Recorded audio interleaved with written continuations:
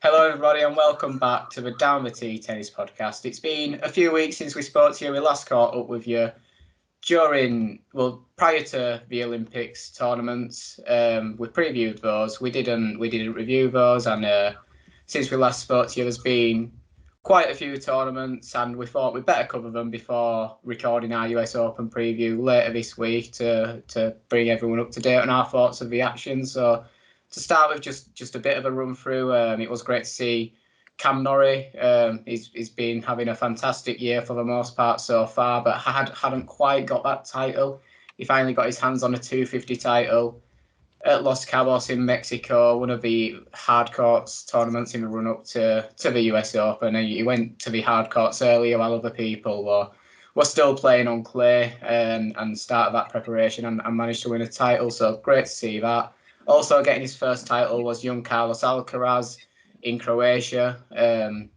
Another one that we've seen break through this year, having a great year and managing to finally get his hands on a title as well. And then Casper Ruud in brilliant form. He won 3 titles in 3 weeks, and the bigger tournaments on the ATP side. Obviously, the Olympics, Alex Zverev taking gold there. We had the Washington Open, the 500, Yannick Sinner managing to get hold of that title. And then we've had the 2 Masters events, the Canadian Open in Toronto this year, which Daniil Medvedev took, and then the Cincinnati Masters, which Zverev got his second title of the last few weeks. And then on the women's side of things, Belinda Bencic took Olympic gold. The Silicon Valley Classic was won by American Danielle Collins. Big win on home turf there. The Canadian Open, quite surprisingly, won by Camila Giorgi. She broke through a good few years back, but since then she's kind of middled out of that player that'll win 1 or 2 matches, but not really string together a long run. But she was thought highly regarded as having a lot of talent, so to come through and win a WTA 1000 could be a big step for her. And then Ash Barty took the title in Cincinnati. She's really looking like she could finally get that really strong run at the US Open. I think her best result is the 4th round. So a lot to talk about and a lot to discuss. But I suppose we'll start with Alexander Zverev, having taken 2 of the biggest titles in the last few weeks, getting that Olympic gold, which included a really brilliant win over Novak Djokovic, and then a dominant final. He's then dominated the final again in the Cincinnati Masters against Rublev. It really one-sided final in the end. But just today, as we were preparing to talk about Alexander Zverev, fresh allegations came about around his domestic abuse of previous partner Olga Sharapova, and some really shocking insight from what she feels she suffered during her time in a relationship with Alexander Zverev, and it's really putting this black cloud, because I mean, Ewan, he did look in such brilliant form, but it's difficult to really enjoy watching him play tennis with this hanging over him, isn't it? Yeah, it is, absolutely. And as you say, it's been 2 fantastic results from which will come on to the tennis side, which, yeah, it's hard to separate the 2, as you say, this with these new allegations coming out. I'm yet to read them. Obviously, he was just made aware of this today, so I'm going to have to read the second story, but it is really obviously disappointing and shocking to hear. Obviously, having read the first story last year, which I think came out around the same time during last year's US Open, and that was sort of hanging over him as he made that run to the final. So it does make it difficult to cover Zverev really, and to, as you say, enjoy his tennis and enjoy watching him play when he is producing some fantastic results and performances on the court. So yeah, whether we'll get a resolution to this situation, I don't know. Obviously, as Olga has made it clear, I think that she isn't going to pursue legal proceedings, but still, just to read the allegations, it is pretty shocking, as you say. Yeah, and that's the thing. I know both of us, we studied journalism, and we're very aware of media law, and that's why we've personally struggled to to cover this topic in discussions around Zverev in the past. We've been scared that if there was ever the pursuit of legal proceedings, kind of us coming on here and saying, you know, it's shocking what Zverev's done, we can't support him anymore.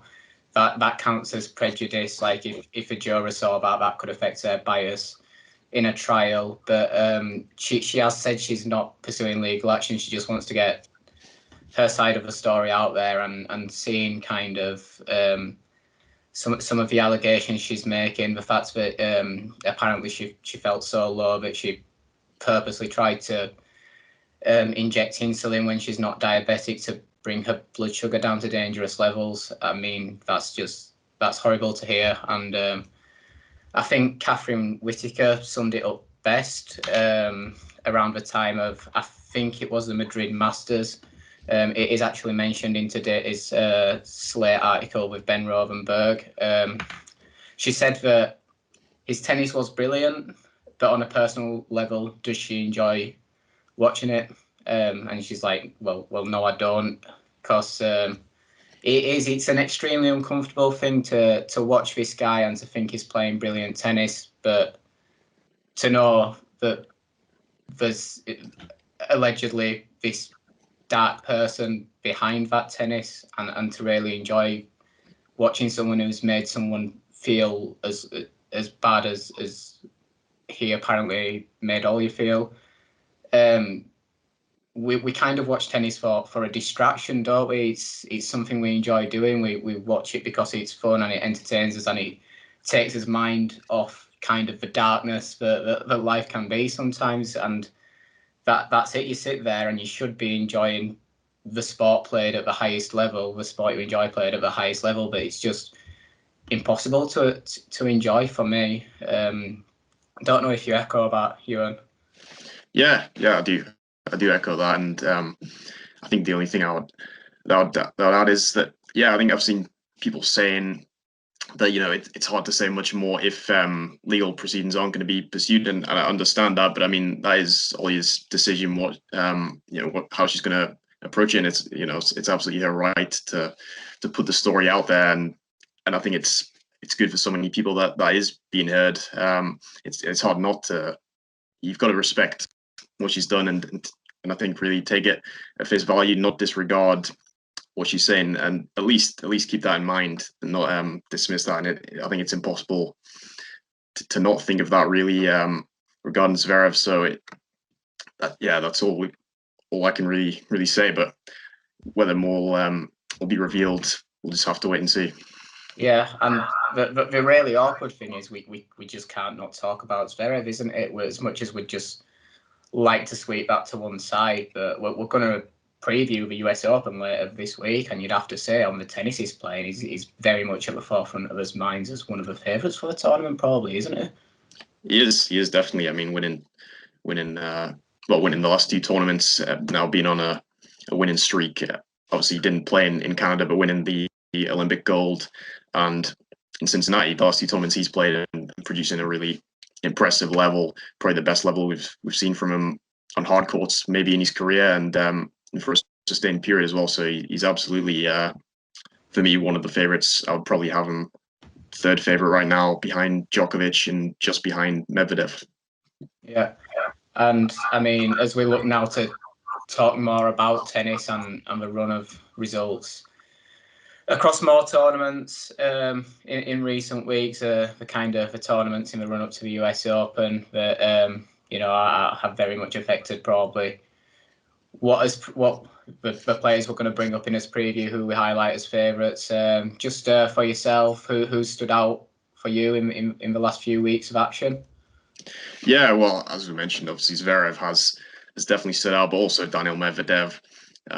When you look at his results from reaching the quarterfinals of the Olympics, was maybe a little bit disappointing, but losing in very tough, humid conditions there. We lost to Carreño Busta, who's also been in great form, went on to win the bronze medal and beat Djokovic. So it wasn't such a bad loss, really. And then he's gone on to win the title in Toronto and make the semifinals in Cincinnati. I mean, I think he's just further highlighted, not that it really needed to be done, his status as the second best player on hard courts in the world, and a dominant force on hard courts, particularly. Well, we've seen a at Masters 1000 level. We've seen him winning the ATP finals and reaching the finals of the 2 hardcore slams. So I think he'd gone through a bit of a slightly disappointing run for his standards. But I think that's probably just highlight the fact that that was on clay and grass, and that he is just a different proposition on hard courts. And Zverev has also shown that he's right there. Yeah, and I think in my rundown of results, I mentioned Casper Ruud's little run of 3 ATP 250 titles in a row. All 3 of them were on clay, and I think if we're coming up to Roland Garros right now, we're talking sort of, if we see someone other than Nadal or Djokovic winning it, then we'd probably be talking about Casper Ruud.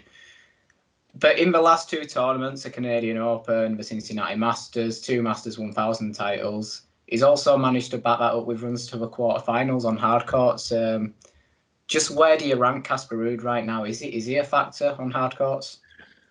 I think he is a factor, possibly not in terms of winning a big title, I would say, yet, but he has extremely impressed me. He's been extremely impressive. The way I think we already knew what he could do on clay. He won the title in Geneva early in the year. I think he's made the semi-finals of all 3 of the clay court Masters 1000 tournaments. Haven't quite seen that big result from him yet at the French Open, but I think it's only a matter of time. But I think we did see him. He reached the round of 16 at the Australian Open this year, and the 3rd round at the US Open last year. So and he'd had some decent results in ATP Cup matches on hard courts. So I think we've seen some decent results from him on hard courts, not to the same level as what he has produced on clay. But I've been impressed the way he's backed it up, winning those 3 titles. I think a lot of people probably would have thought he's probably not deserving of the seeding he holds at a Masters 1000 event on hard courts. But to win back-to-back matches in both those tournaments and produce a pretty impressive level. He got some good wins there, especially I was impressed by his win over Riley Opelka in Cincinnati, where he was really up against it, winning a bagel set in there, which I mean is pretty much unheard of against Opelka or John Isner.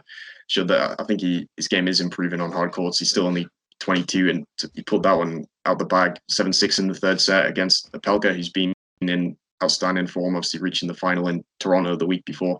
So I have been impressed by Ruud. I think he's a guy you could see have a run in New York. I don't think you'll mind the conditions there. They're not the quickest, humid, possibly a bit of a higher bounce, so closer to clay court conditions than most hard courts.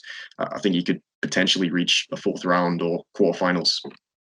Yeah, and amongst the other title winners on North American hard courts in the ATP during this run up, we'll have to say Winston-Salem is ongoing as we're recording, so we can't really fully sum up any action there yet. But we've also got John Isner. He won the 250 in Atlanta, but another person who we haven't really spoke about yet, other than mentioning his name as a winner, is Yannick Sinner. Now, for me, I mean, Carlos Alcaraz, I believe, has the game for hard courts. I'm talking about these younger guys of the next gen now, not your Zverevs and your Medvedevs and your Tsitsipas's. I'm talking your Musettis, your Alcarazes, your Yannick Sinners, and I think Lorenzo Musetti, he took a loss against an injured Federico Coria. Coria couldn't really move in the last set and still managed to beat Musetti, so that's worrying signs for someone who looks so promising. But I think with Yannick Sinner, like Musetti, he's probably pinpointed as playing his best tennis on clay right now. I was kind of concerned only seeing him make the 1st round at Wimbledon, exiting at the 1st round stage. I think he exited at the 1st round at Queen's as well. But he has managed to pick up a 500 title in Washington. He also, if you're looking at doubles as well, he won a title partnering Riley Opelka at Atlanta. So Yannick Sinner, do you think he's grown a bit? Do you think he's would you pinpoint him as possibly putting together another really good run at the US Open? Yeah, I think he's definitely capable, and I think he's certainly a threat for a lot of players there. And I think it's definitely an interesting talking point you mentioned with those 3, almost like the next generation of Sinner, Alcaraz, and Musetti. But yeah, I think you're right with Musetti. I think he's probably yet to develop away from clay as much. We did see a decent run from earlier in the year in Acapulco, but with Sinner, I mean, that was the biggest title of his career in Washington. But all 3 of his titles have actually come on hard courts now. I think it's an interesting as you mentioned, on grass, I think he clearly isn't there right now. I think that's going to take him more time. I think he has a few problems there, but I think we've actually seen in Washington and also the fall in Masters 1000 events where he didn't quite back it up with a big run, but run into John Isner, and one of them is obviously in Cincinnati. That's a tough one in the early rounds, so can't judge him too much for that loss. But I think we've actually seen his serve improve a bit, which had been maybe a slight weakness. I think he's added a bit of pace to it. He's hitting his spots slightly better and developed a bit of a kick serve, which his second serve was a real weakness before. It's still not perfect, but we've seen him improve that over the summer, where he decided to skip the Olympics, which is maybe questioned a bit, but it looks like he's actually used that time to really add a weapon to his game in the form of a serve and also a more solid second serve, which, I mean, it's going to be really important for him on the quicker services. And me personally, I actually think he's probably a slightly better player on hard courts than clay. He's definitely done some great things on clay as well, but given how aggressive he is and how flat he hits the ball, I think he could definitely be a threat at the US Open. And also, as you mentioned, Alcaraz just continues to impress. And I think we'll see. I mean, he's already in the quarterfinals in Winston-Salem at the time we're recording. So obviously, I think clay's his best surface, but we've also seen good things from him on the hard courts and even on grass at Wimbledon, where he won a round. So he just continues to develop. So those two, I'm extremely impressed by. But Sinner definitely further ahead in his development right now, being about a year older as well. I think he is someone who could be dangerous at the US Open. Yeah, and I think that's the best of the action in the men's singles ATP of the last few weeks summed up. So without further ado, we will move on to the women's action. And I suppose we will start with the Olympics. Belinda Bencic, I don't think either of us had her pinpointed as a winner before the tournament started, did we? No, definitely didn't. Because I mean, hadn't really been in any great form. I think I've known she's an extremely talented player. She's had some great results in the past and still ranked pretty highly. But I think a lot of those points were due to the COVID adjusted rankings, with a lot of those points being from 2019 and events which obviously hadn't been played for a long time. She'd actually not been on a great run and not really had any big results for quite a while. So she's definitely not someone who was in my thinking as a potential gold medalist or even a medalist, really. So to win the Olympic title was extremely impressive, and I think definitely the highlight of her career so far. But at just 24, it could be a springboard to further success, even whether that's in a Grand Slam or more WTA 1000 events, which she has won before. But I think she's definitely got the talent to do it, and just an extremely impressive run from her, being Elena Rybakina in the semi-finals in a match where she was being outplayed, and then an impressive win against Marketa Vondrousova in the final, who in the gold medal match, who I really didn't, again, was someone I didn't see making that sort of run. So for her to pick up the silver medal, an outstanding result for her, even though she's a former French Open finalist. On hard courts, we hadn't seen that sort of results. So both those results she's had in her career, those big runners-up performances, seemingly came out of nowhere. And she was actually playing with a protected ranking just to get to the Olympics. So she had an outstanding run. But I was so impressed by Bencic, who I think we've seen strong stuff from, particularly on hard courts and grass. But that's definitely a crowning moment for her. And as I said, she's had some real injury problems, which I think have possibly been the biggest factor that's held her back. So I think we could really see more from Bencic. And also Alina Svitolina picking up the bronze was a great result for her. Maybe could be seen as a little bit of a disappointment that it wasn't more, given that she was the highest seed left in the tournament at that point. But she was well beaten in the end by Vondrousova, and I still think that's a really proud moment for Svitolina. They'll be right up there with winning the WTA finals. Yeah. And then moving on, I feel like we always say every time we preview any WTA tournament, especially the slams, it could be any name that you pick out of the hat that wins it. You always have your favourites, but you just get surprise winners of slams all the time, people coming through to win the first quite often. Looking at the names amongst the winners of recent tournaments, you've got Danielle Collins, Camila Giorgi. I'd say Ash Barty is the only one that you really kind of maybe expected to see as a tournament winner in the run-up. Would you agree there? And does that kind of throw up the idea that we could see a surprise winner at the US Open again? Yeah, well, I definitely would agree with that. Yeah, I mean, as we just touched on, the Olympics definitely was a surprise. I think the players, both players who in the final, and then as you mentioned, Collins winning the WTA 500 in San Jose. She also won in Palermo just before that, which were her first two career titles. So she won them both in, I think, in back-to-back weeks on different surfaces, which very impressive from her. But Camilla Giorgi, yeah, definitely someone I really didn't have in my mind as a winner for the Canadian Open. I mean, she's a very talented player. I mean, with an all or nothing game, extremely aggressive from the baseline, a lot of power. But as you mentioned, had been pretty inconsistent. She had some great wins and some great performances against top players. She caused some upsets, had some good runs, but had only won 2 titles before that tournament, and not at WTA 1000 level. So I mean, really did come out of the blue for me. She's been around for a long time, but I mean, that's a huge result for her. I mean, I wouldn't expect her to back it up, just given how her career's gone. But she did have a good run in Eastbourne just before Wimbledon, so she's definitely someone who's dangerous. And I think I've always thought she'd be ranked higher than she has been for the most part, which was around 70 in the world where she won that title in Canada. She's definitely a better player than that. And Pliskova to reach the final, I think it was Karolina Pliskova. That's another positive week for her, but it was a 4th straight loss in a final, so and 3rd this year. So she has maybe performed slightly disappointingly in finals. Obviously, the Rome one we know against Iga Swiatek, which was the double bagel, but she did better at Wimbledon and wasn't her greatest display in this one. So positives to take from her, but maybe a slight issue when she's actually got that finals. And Jessica Pegula also continued her impressive results on hard courts there in Canada, where she reached the semi-finals and lost to Georgie in 3 sets. Just definitely someone also I think to watch out for. Yeah, and I was just about to ask you, because my discussion has mainly been on the winners here, and I was just about to say, who else aside from the winners that we've talked about have impressed you over the last few weeks on the WTA side? Anyone else who you want to touch on? You've mentioned a couple there, but anyone else on your mind based on their runs recently?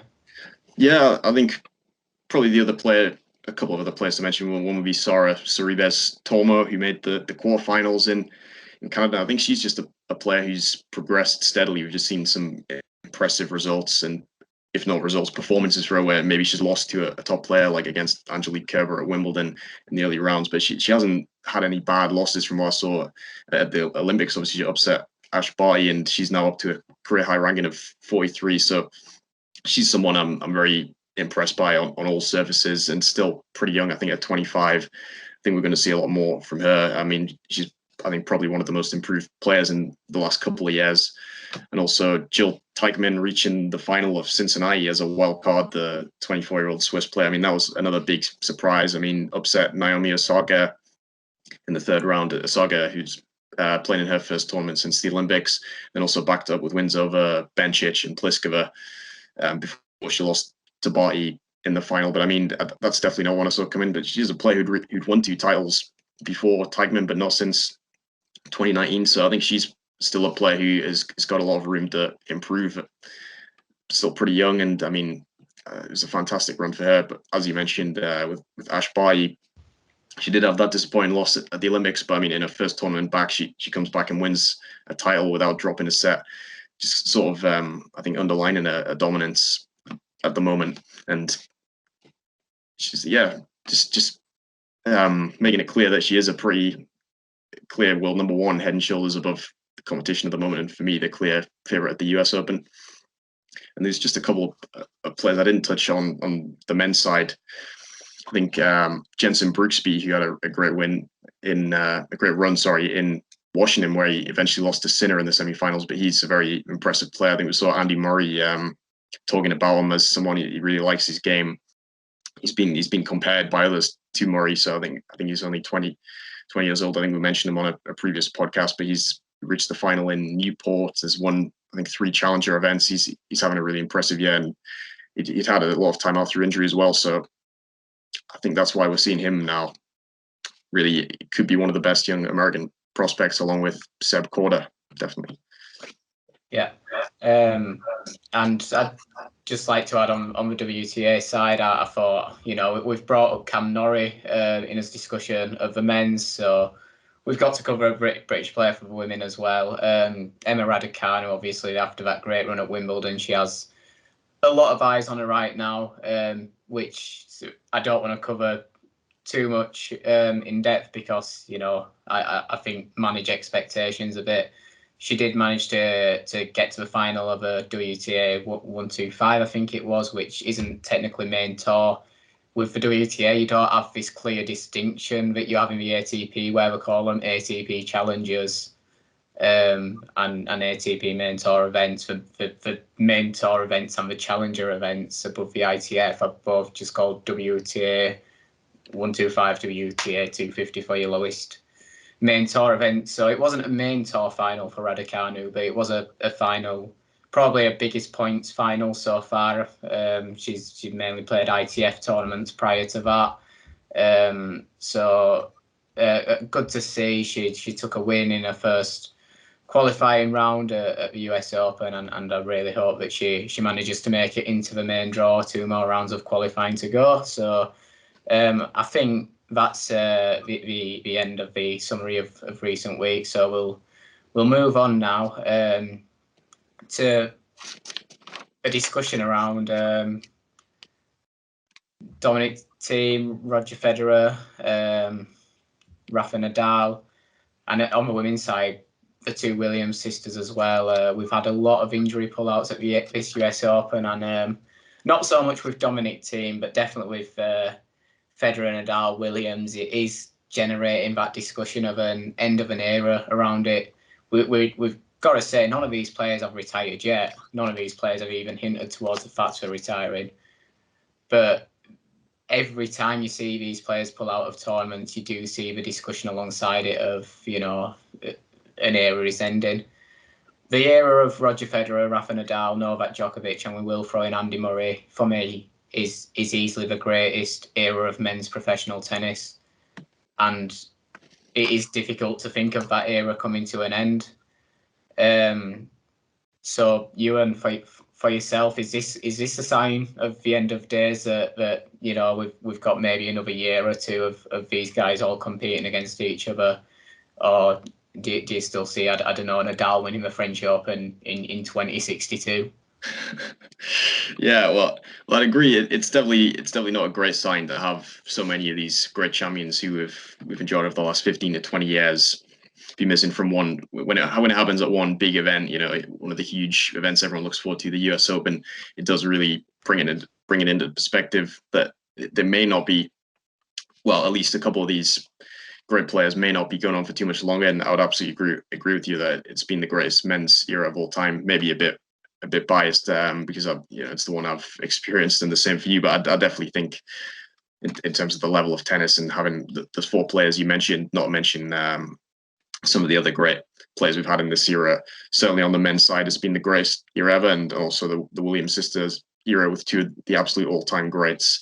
There's also been an outstanding period where they've been around since the late 1990s. I mean, it's incredible the longevity those two and Federer have had, and also Nadal is having. I still, as you talked about, could we still see Nadal winning French Open in 2062? I wouldn't rule it out. But no, I think definitely next year. I still think Nadal could win another slam. It's obviously disappointing this issue he's had, but for me, Nadal's the one I would expect to play the longest out of the players you mentioned. I think for the Williams sisters and Federer, I wouldn't rule out that next year could be the last year. Or I know there's been already talk that Federer may not play again, which obviously I would love to see him play again at some point. I still think he's going to try and make some sort of comeback, whether it's one or two tournaments. I still think he'll give it a go. I hope that's the case. And I'd probably expect that to be the case, given he'd already had 2 surgeries, and I think the rehab he's gone through. I would be surprised if he gives up, unless physically he's absolutely forced to, and he could do himself sort of more damage later in life. But I'm hopeful that we'll see Federer again. I think we'll see the Williams sisters again next year. With Nadal, I still think he's got a bit of time left, and I still think he could still win maybe one more slam at the French Open next year, if not more. I think this foot issue he's had, which has been something which he's dealt with for a long time during the start of his career, but it's sort of come and gone. It's not something that, from what I understand, that he can make worse by playing, but it's just the level of pain means that he's just not going to be at his best and able to enjoy it. So hopefully, by Nadal taking the rest of the year off, we could see him come back fairly strong in 2022, and I'm fairly hopeful about that. And as for Dominic Thiem, it's disappointing to see him missing as well and needing to take the rest of the season off with the wrist injury. But of course, it is a serious injury that you don't want to risk making any worse, particularly with him still being in the prime years of his career. It needs to be careful and make sure he's absolutely 100% before it comes back. It's obviously been a really difficult year for him, and it's maybe not a bad thing to sort of put it behind him and try and come back at the start of the next season and really turn a new page and start fresh and really challenge again. Obviously, it's the defending champion of the US Open, so it will be a big disappointment that he's not going to be able to at least take to the court and try and defend the title. Yeah, I mean, I was just about to say, and you touched up on it yourself, Dominic Thiem not getting to defend his US Open title. I think I have said before on this podcast, Dominic Thiem is one of the players I enjoy watching most of kind of, he's not really next gen, but of kind of the players that aren't big three and are a little bit younger. He's probably one of the ones that I enjoy watching the most. He's got an aggressive game, an all-out game, a very physical game, but also he's got kind of an element of the physicality of Nadal, the intense work rate, but also that beautiful one-handed backhand, which looks really graceful. You know, it's almost the grit and determination of Nadal and the grace of Federer. Now, I know that sounds like I'm talking him up as the best player in the world. I'm not saying he's as good as those guys, but it's just I really enjoy watching his game. And being a big Dominic Thiem fan, I have been probably a bit harsh on him because I've waited so long to watch him win a slam. He finally won one, but it didn't feel like it was as much of a slam at the time. So I just want to see him back on tour, and I want to see him pick up more slams and prove me wrong for saying, you know, it's not really a slam. Because he's one of the players I enjoy watching the most, and it's been such a shame to have most of the 2021 season without him. And even when we had him, it wasn't the Dominic Thiem I know, but it's a good thing that he's taking this time to make sure he's fully recovered rather than forcing it and just risking further injury and him being out for even longer than he needs to be. I mean, as for kind of the end of days issue, I brought up the really depressing thing. For me, I think it's almost easier on the WTA side because the dominance of Serena, it dropped off a bit. She was still providing us with great entertainment, still going long into slams, but it's been quite a while since she's won one now, and it's allowed this new era to emerge. It's allowed Naomi Osaka to emerge, Ash Barty to emerge. So we feel like we've got those players to pass the torch to that have managed to create a big brand, a big stardom around themselves and really carry women's professional tennis forward. At the moment, I think the big tennis fans like me and you, and we know we're moving on to a really enjoyable era of men's professional tennis as well. Some great players in there, some enjoyable players in there, some players that are still quite raw, like Felix, not fully developed yet, but we know have the attributes that could go on and become great. But for the casuals, the people that only pay attention to Grand Slams, and these are a really important sort of market for tennis, because these are the people that, if they find tennis really enjoyable, they may no longer become casuals, watch more, or just the fact that they do have this fanfare around the slams, allow the slams to feel special. You know, they may not be interested in tennis all the time, but they may spend money to go watch tennis around the time of the US Open or the Australian Open. They're a really important aspect of tennis, and I just feel like men's professional tennis hasn't got the names like Federer, Nadal and Djokovic to carry those kind of casuals and carry their interest, because we haven't seen them win slams yet. You know, Medvedev, a fantastic player, a player with the capabilities to win slams, but he didn't win a slam, or he hasn't won a slam during the time of Djokovic, Federer and Nadal. So to those people that don't really know tennis as well, don't follow it as much, Medvedev just doesn't seem anywhere near their level to them. And I do think it is a really difficult era of men's professional tennis we're heading towards, because these new players that don't have the same stardom around them.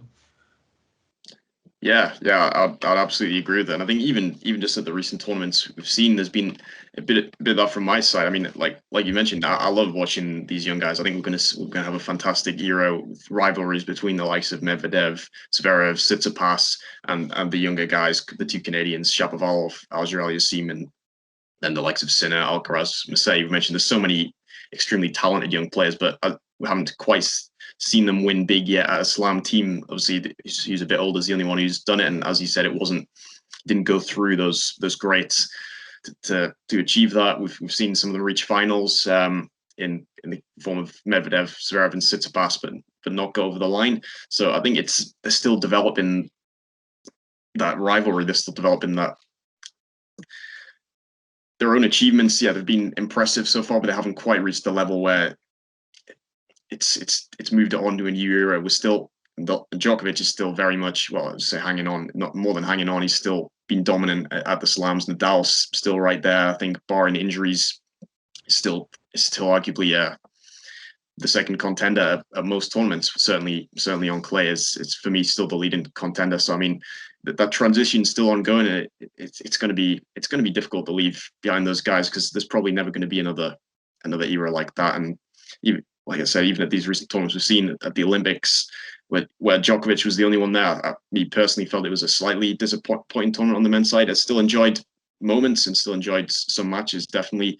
And then the two Masters events we've had where without any of the guys besides, Murray played in Cincinnati. It was great to see him back, but obviously he's played so little in the past few years. It isn't always the same especially when all those guys are missing. Even if there's one or two, it's great. But unfortunately, they can't go on forever. But yeah, I still think it's going to be a fantastic era once these guys continue to develop. The main three I mentioned, and then the guys, the next gen, if you like, below them, the slightly younger ones. Even I'm sure they'll all go on to have great careers and win multiple slams. Yeah. And I think I'm moving on to the final news point that I really would like to discuss now. A bit of a funny one, this one. I mean, it brings up Alexander Zverev again. He in his match with Stefanos Tsitsipas, Cincinnati it was, wasn't it? A really tense battle, a three-set battle, lots of swings of momentum. Zverev brought up the fact that Tsitsipas was probably texting his dad during a bathroom break, in which he took his whole bag into the bathroom break with him. It then cut to a shot of Stefanos's dad, who we know is part of his coaching team, clearly on his phone. You don't know who he's texting, but I feel like Zverev may have been a bit, hit the nail on the head a bit. We know Tsitsipas, he does think that on-court coaching should be allowed. It is a natural development for tennis. I personally don't agree. I have a feeling you personally won't agree. But it has brought up this wider discussion around bathroom breaks, how they're abused. I mean, Tsitsipas complained about abuse of bathroom breaks in the past after his match with Djokovic, didn't he? I remember talking about it then. It's this discussion that seems to be brought up quite routinely in tennis when we have one of these big events, one of these big arguments as a result of it. So, I mean, what do you think, Ewan? Is there a way around the bathroom breaks issue? I mean, we need players to be able to go to the bathroom, don't we? Yeah. But then it is, as the rules are right now, if you just look at the wording of the rules, it does look quite open to be abused, doesn't it? Exactly, yeah. And as you said, it is a really, really difficult one, because I mean, you can't stop players from going to the bathroom in case they do have some sort of issue, or they wouldn't be able to play on without doing that. But yeah, the rules are open and they can be abused, and we do see players, well, seemingly abusing them, or certainly using them to the fullest extent. Whether it's taking as many bathroom breaks as are available, which is one in a best of 3-set match, or I believe 2 in a best of 5. And I think you do see players taking long bathroom breaks, 10 to 15 minutes after they've lost. I mean, yeah, I think it was in Toronto, a couple of players taking bathroom breaks about 14 minutes. I think Tsitsipas took a pretty long one. Pelka took a really long one, although apparently the the locker room and the bathroom was a long way from the court there. But yeah, it is too long. I mean, I don't know if you can put a time limit on it, but certainly anything more than 10 minutes seems far too long. And it is often seems to be taken to disrupt the opponent's momentum if it's after a lost set. Fair enough. I think it should be allowed in conditions where it's extremely hot or humid, and there's been, it's been an extremely physical, long set. Then players should be allowed to take a short break in that sense as well, in accordance with the heat break rules. But it's difficult to know what the right solution is, because you can't, as we say, we can't stop players from taking it. But yeah, Tsitsipas is definitely someone who's done it. As he said, he mentioned that Djokovic did it during the French Open final. We've seen Djokovic do it, but it's within the rules. So I don't think we can blame players for doing it. The rules probably need to be adjusted so they aren't abused in this way. Yeah, I'd agree with you. The rule needs adjusting. If anything, I'd like to see more people abuse the bathroom break in the way that Nick Kyrgios did, taking a bathroom break so he can go smash a couple of rackets away from the umpire's vision. But I think it's been quite a good catch-up. We've discussed some good talking points. Like I say, we'll be back very soon to preview the US Open when the draw is out. As you should know by now, we are available across more podcasting platforms. So if for the US Open preview, it'd be more convenient for you to listen on the go through Spotify. We're on there. We're on, a few others. Follow us on Twitter, and then you'll find out exactly who. We'll post a link out when that podcast is up. And yeah, we just can't wait for another Grand Slam. I think the tennis never stops, or it will do for well, we've got a little bit of time off big tournaments, don't we, after the Slam? Unless we're counting the Labour Cup. The Labour Cup's brilliant. So yeah, it's good to be back, and thank you for listening.